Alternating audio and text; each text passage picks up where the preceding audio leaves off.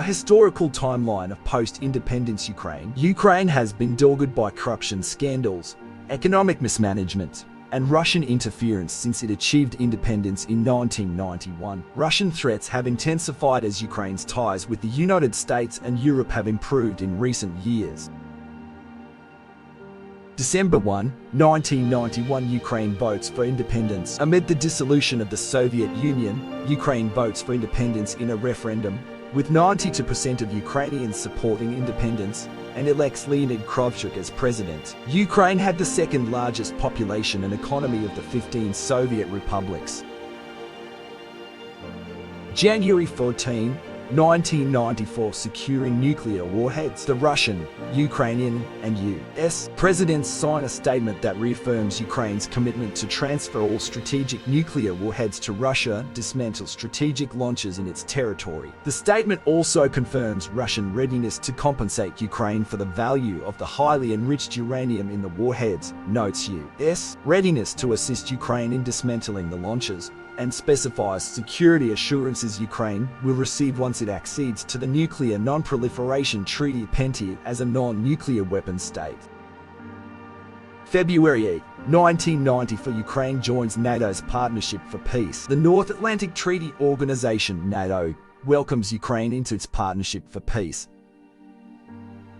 collaborative arrangement open to all non-NATO European countries and post-Soviet states. Ukraine and Hungary become the 5th and 6th members of the partnership. Russia becomes a member that June and conducts various cooperative activities with NATO, including joint military exercises, until 2014, when NATO formally suspends ties. As the Cold War ended, Russia had opposed the eastern expansion of NATO. However, July 10, 1994, Kuchma becomes president. Former Prime Minister Leonid Kuchma defeats incumbent President Leonid Kravchuk. It is the first time an incumbent has been defeated in a presidential election in a former Soviet republic. Kuchma's presidency is marked by slow growth, several economic crises, and charges of rampant corruption. December 5, 1994, Budapest Memorandum signed. The Budapest Memorandum on Security Assurances (PDF) is signed by Russia, Ukraine, the United Kingdom (UK), and the United States, following Ukraine's accession to the PNT as a non-nuclear weapons state. Russia, the UK, and the United States commit to respecting Ukraine's sovereignty, territorial integrity, and independence, and promise to not threaten or use force against Ukraine. June 28, 1996, new constitution ratified. The Ukrainian parliament ratifies a new constitution doc. It theoretically has separation of powers, but the president holds significant sway. He or she can dismiss the prime minister and rescind acts of the cabinet, for instance. Among other things, the constitution guarantees free speech and private property ownership and recognizes Ukrainian as the sole state language. July 9, 1997, NATO, Ukraine deepen partnership. Kuchma meets with NATO leaders in Madrid, where they sign a document establishing a distinctive partnership between Ukraine and the Defense Alliance.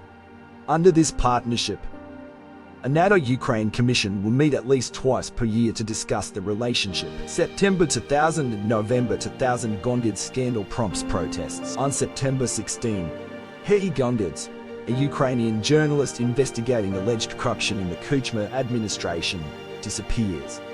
His beheaded body is found 2 months later in a forest outside of Kyiv. Audio recordings eventually surface that purport to show Kuchma ordering subordinates to kill Gondids. The scandal spurs public discontent about corruption among Ukraine's elites, leading to street protests. Western countries reconsider their support of Kuchma's government. April 2001, Prime Minister Yushchenko ousted amid reform moves. The parliament passes a no-confidence motion against Prime Minister Viktor Yushchenko, who steps down. The vote is carried out by parties allied with Kuchma, who had surprised observers when he nominated Yushchenko to be Prime Minister in 1999. Yushchenko and his deputy Yulia Tymoshenko had been pushing through energy sector reforms that became unpopular with many of Kuchma's oligarch supporters. January 2006, Russia shuts off gas. A pricing and transit dispute between the Yushchenko government and Russia's state-owned Gazprom results in a gas cut-off, lasting a couple of days and quickly causing supply drops in European countries that import Russian gas via Ukraine. The dispute underscores the energy interdependence between Russia and Ukraine, with 80% of Russia's gas exports to Europe passing through the country. At the same time, Ukraine relies on Russia for much of its own natural gas supply, for which it has historically paid below market rates. The shutdown. January 2006, Russia shuts off gas. A pricing and transit dispute between the Yushchenko government and Russia's state-owned Gazprom results in a gas cut-off, lasting a couple of days and quickly causing supply drops in European countries that import Russian gas via Ukraine. The dispute underscores the energy interdependence between Russia and Ukraine, with 80% of Russia's gas exports to Europe passing through the country. At the same time, Ukraine relies on Russia for much of its own natural gas supply, for which it has historically paid below market rates. The shutdown. May 2011, December 2011, Tymoshenko sentenced. Brussels freezes agreement. Yanukovych has Tymoshenko arrested for abuse of office, and she is sentenced to 7 years in prison. International observers see the prosecution as a politically motivated way for Yanukovych to sideline his main opponent, and the US ambassador calls the trial a farce, a view shared by many. The gelling stalls negotiations with the European Union over improving trade and political ties. Brussels refuses to finalize the association agreement at the December Ukraine summit in Kyiv. November 21, 2013, Yanukovych withdraws from EU talks. The Ukrainian government states that it will not sign the association agreement at an upcoming EU-Ukraine summit in Lithuania. Yanukovych administration announces it will resume dialogue with Russia about joining the Eurasian Customs Union. Protests begin in Kyiv almost immediately. November 2013, February 2014, Euromaidan protests led to government collapse. Ukrainians turn out in large numbers to protest Yanukovych's announcement on EU ties. Mostly peaceful demonstrations continued for 2 months in Kyiv's main Maidan Square. They turn violent after the government moves to break up protesters, and the ensuing crackdown kills more than 100 people. On February 21, Yanukovych and opposition leaders reach a settlement that includes plans for presidential elections before the end of the year. Soon after, Yanukovych flees to Russia. He leaves behind a lavishly decorated palace, which protesters. February 2014, March 2014, Russia seizes Crimea, holds referendum. Pro-Russia forces, including so-called Little Green Men, Russian soldiers in Russian uniforms, but with identifying insignia removed, seize control of Crimea, the Ukrainian peninsula where the majority of residents are ethnically Russian. Soon after, authorities hold a disputed referendum in which Crimean voters choose to secede and join Russia. Brussels calls the referendum illegal and illegitimate, and Washington promises it will never be accepted. Russia annexes Crimea on March 21, though the General Assembly votes 111 against. April 2014, Russia backs bloody separatist war. Russia provokes an armed separatist movement to seize government buildings across eastern Ukraine's Donbas region. Ukrainian forces resist but are wary of sparking a much wider war, with Russian troop buildups reported along the border. By early 2022, fighting has resulted in more than 14,000 deaths, a quarter of them civilians, and 2 million internally displaced Ukrainians. Parts of two regions, Donetsk and Luhansk, declare themselves independent republics. May 25, 2014, Poroshenko elected President. Petro Poroshenko, a pro-West oligarch, wins an outright majority in the first round of Ukraine's presidential election, surprising many. Poroshenko promises to fix the economy by aligning Ukraine with Europe and to root out corruption that has trailed Ukraine since its independence. U.S. President Barack Obama's administration signals interest in helping Poroshenko battle corruption and assigns Vice President Joe Biden as its chief envoy for Ukraine. July 17, 2014, passenger jet shot down with Russian missile. A Malaysia Airlines flight from Amsterdam to Kuala Lumpur is shot down by a surface-to-air missile over eastern Ukrainian territory controlled by Russian and Russian proxy forces, resulting in the death of all 298 people on board.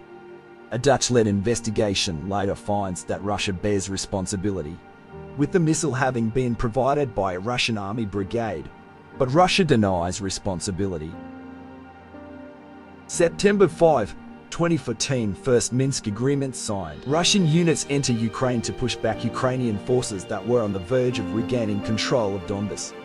Shortly after, negotiators conclude the first Minsk agreement aimed at ending the fighting. However, its terms are not implemented, and fighting continues along the line of contact. September 5, 2014, first Minsk agreement signed. Russian units enter Ukraine to push back Ukrainian forces that were on the verge of regaining control of Donbas. Shortly after, negotiators conclude the first Minsk agreement aimed at ending the fighting. However, its terms are not implemented, and fighting continues along the line of contact. February 11-12, 2015, second Minsk agreement signed. Putin and Poroshenko meet in Minsk to negotiate a ceasefire in eastern Ukraine. They reach an agreement, shepherded by French President François Hollande and German Chancellor Angela Merkel, that outlines 13 steps to end the war, including an immediate ceasefire and the withdrawal of all heavy weaponry in order to create a security zone. Fighting and shelling along the line of contact still flare from time to time. Both sides trade accusations on violations of the deal, though international observers place more blame on Russian and Russian proxy forces. December 2017, lethal U.S. arms sales allowed. Under President Donald J. Trump, the United States approves lethal arms sales to Ukraine, moving beyond the non-lethal military assistance that the Obama administration had allowed. That summer, Trump had named Kurt Volker as his special envoy for Ukraine negotiations. Prior to that, the U.S. Congress created the Ukraine Security Assistance Initiative, which authorized hundreds of millions of dollars in additional military aid for Ukraine.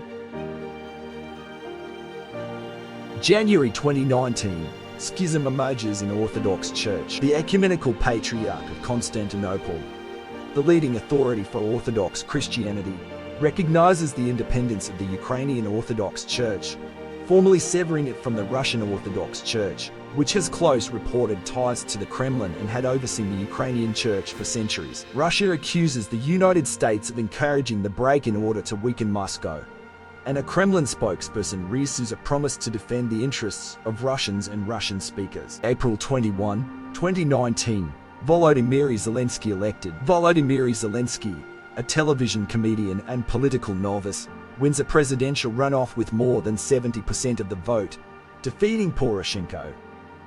2 months later, Zelensky's party also wins a majority of parliamentary seats, marking the first time since independence that Ukraine's president has a majority party in the parliament. Zelensky had campaigned against corruption and poverty, and pledged to end the war in the East. Many saw the vote as a rejection of Poroshenko and his failure to root out corruption.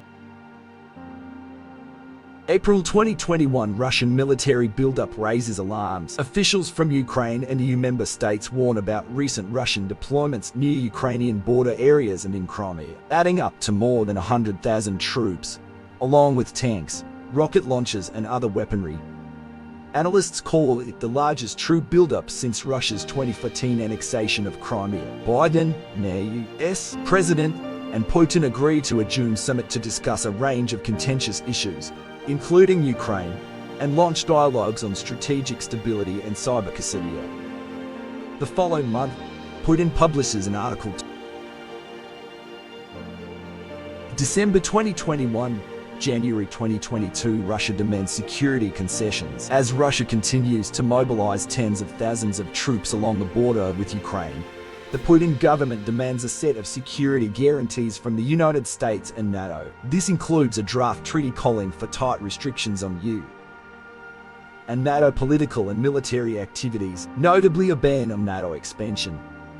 The Biden administration delivers written responses in January. Few details are made public, but it rejects Russia's insistence that Ukraine never be accepted into NATO and proposes new parameters for security in the region.